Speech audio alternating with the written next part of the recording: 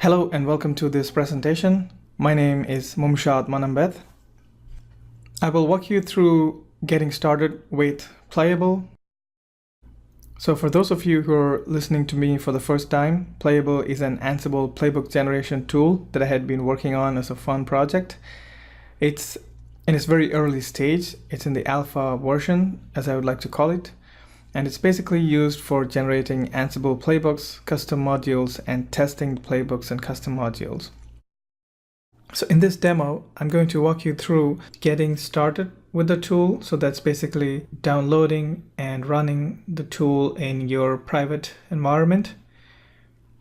So there are two versions of the tool. One is a demo version, ansibleplayable.com. So if you open a browser and go to ansible-playable.com, you will get to see this live demo of the tool. This is basically just a demo. You can still play around with it. You can log into the tool. You can create project, create playbooks, create custom modules, etc. But you just cannot execute the playbook or run tests. You're free to go through the website and play around with it.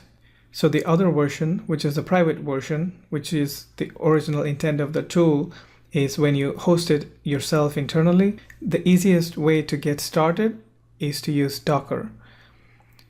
As you see it on the web page, you could run the docker run command to easily host it in your internal environment.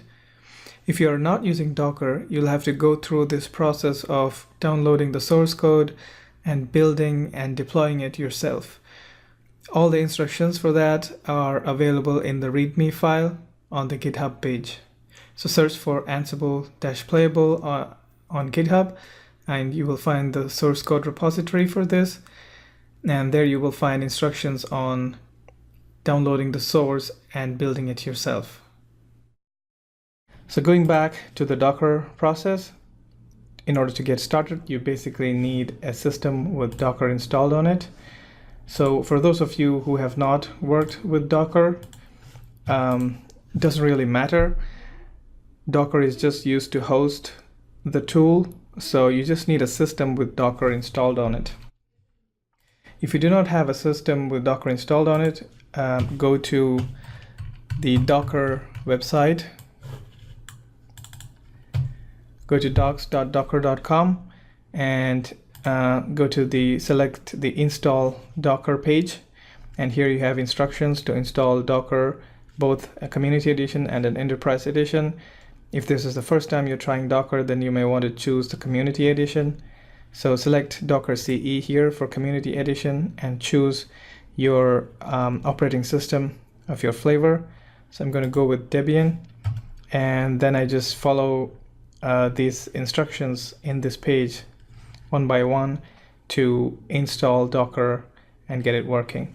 So I'm going to go back. So this is my system, and here I have, if I run Docker, I should be able to see the help menu appear. So that indicates that Docker is installed. So all that you need to do is run the docker run command.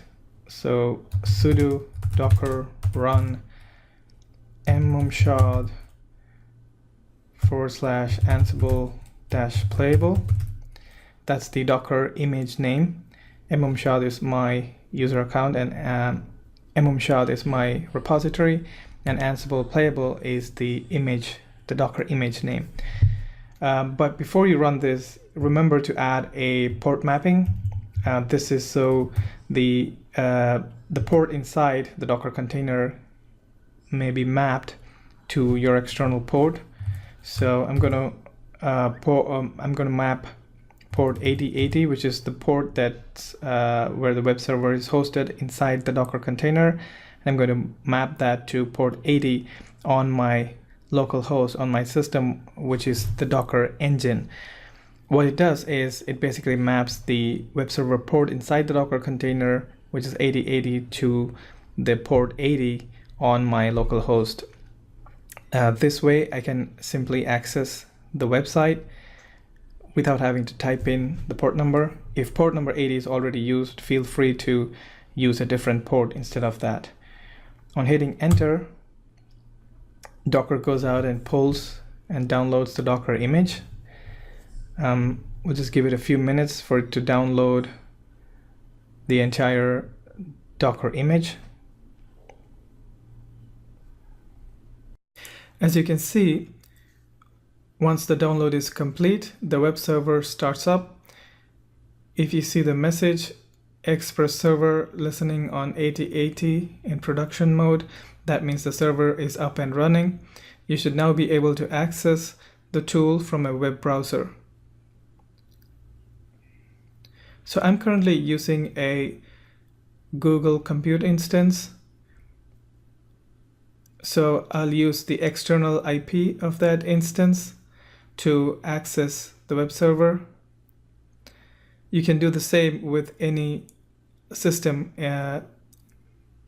So there you go. This is the welcome page or home page of the tool, and now you're all set to explore and play around with it.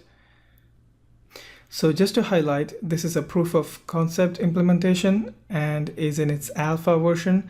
This is only to be used in testing purpose and not to be used in production strictly.